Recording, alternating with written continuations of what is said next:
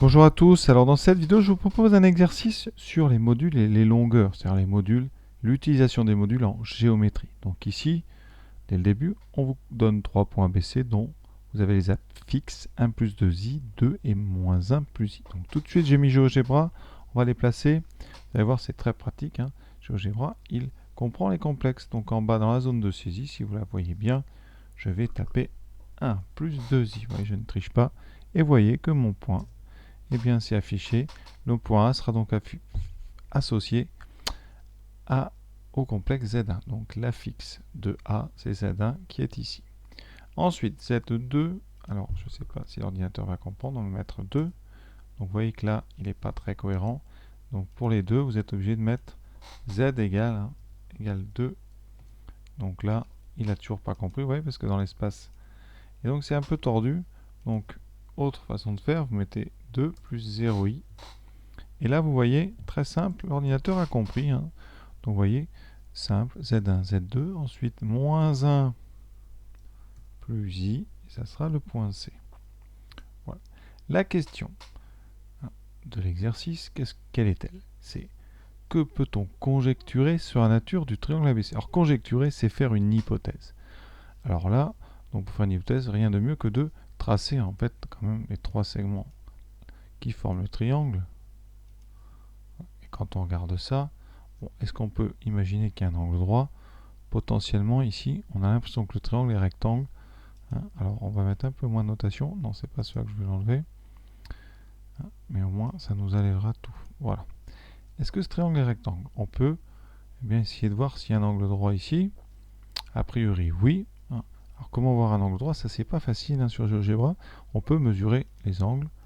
C'est tout. Alors, les angles, il ne faut jamais se tromper parce que, voilà, je l'ai bien pris. On a 90 degrés. Donc voilà. Sur un dessin, 90 degrés, vous le verrez. Avec GeoGebra, vous le verrez évidemment encore mieux. Donc, qu'est-ce qu'on va démontrer? Donc, conjecture, hypothèse, fortement vraisemblable. ABC semble rectangle en A. Et même rectangle isocèle. Pourquoi je dis ça? Parce que regardez. Pour aller ici, donc du point A au point C, on fait 2 vers la gauche, 1 vers le bas. Et pour aller de A vers B, on fait 1 vers la droite, 2 vers le bas. Donc vous avez le même segment ici. La longueur ici, AB, AC, eh bien c'est la même parce que c'est la diagonale d'un rectangle de 1. Donc normalement c'est les mêmes. Alors comment vérifier ça? Eh bien il faut absolument, on va écrire en blanc, ça sera mieux, absolument que vous connaissiez la formule. C'est que la longueur, pour calculer une longueur, la longueur AB, eh bien c'est un module. C'est le module de soit ZA moins ZB, soit ZB moins ZA. Et donc, les complexes vont nous permettre de calculer les longueurs très rapidement. Pour faire la longueur AB, donc ici, eh bien, je vais calculer donc ZB moins ZA puis le module. Alors ZB, c'est donc 2 moins ZA, 1 plus 2i. Vous voyez? Ça me laisse 2 moins 1, 1 plus 2i. Et donc le module, c'est racine. Et bien tout simplement racine de 1 plus 4, donc racine de 5. Racine de 1 plus 4 égale racine de 5. Pour AC, eh bien, on va faire donc ZC moins ZA. Et on prend le module. ZC, ça fait donc moins 1 plus I, moins 1 plus 2I. On enlève les parenthèses. Il restera donc ici moins 1, moins 2. Et I moins 2, moins 2, moins I. Et moins 2, moins I, eh bien c'est le même module que 1 plus 2I. Il n'y a que les signes qui changent. Donc il va vous rester racine de 4 plus 1.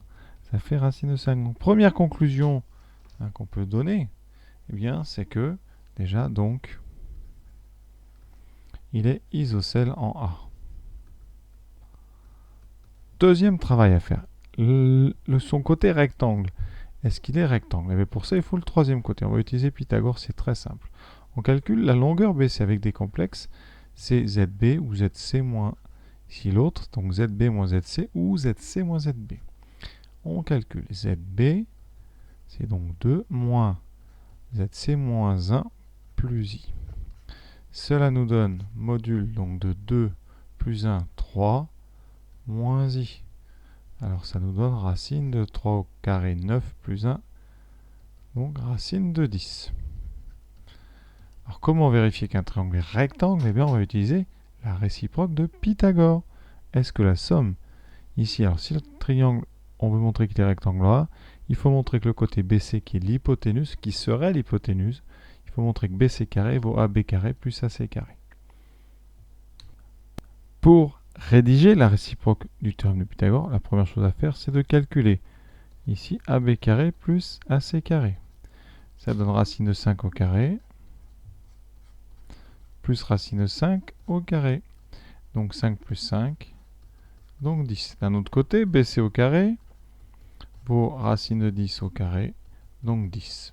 Conséquence, dans le triangle ABC, on a BC carré qui vaut AB carré plus AC carré. Et donc, d'après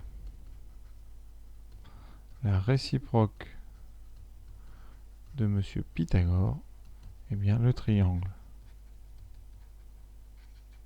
ABC est rectangle en A, puisque dans ce cas-là, l'hypoténuse c'est BC, c'est le plus grand côté.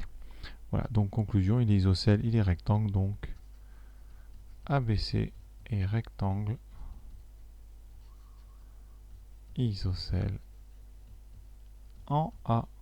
Donc voilà un exercice qui vous démontre l'intérêt des complexes, c'est de faire les calculs comme ça géométriques grâce aux modules et à ces choses-là. Donc j'espère que vous avez bien compris, c'est un exercice simple, évidemment on va corser progressivement pour vous amener à faire les exercices type bac qui sont en général un petit peu plus durs que ça quand même, mais à condition d'avoir bien fait les choses progressivement, dans la plupart des cas, ne vous inquiétez pas, ça passe. À bientôt.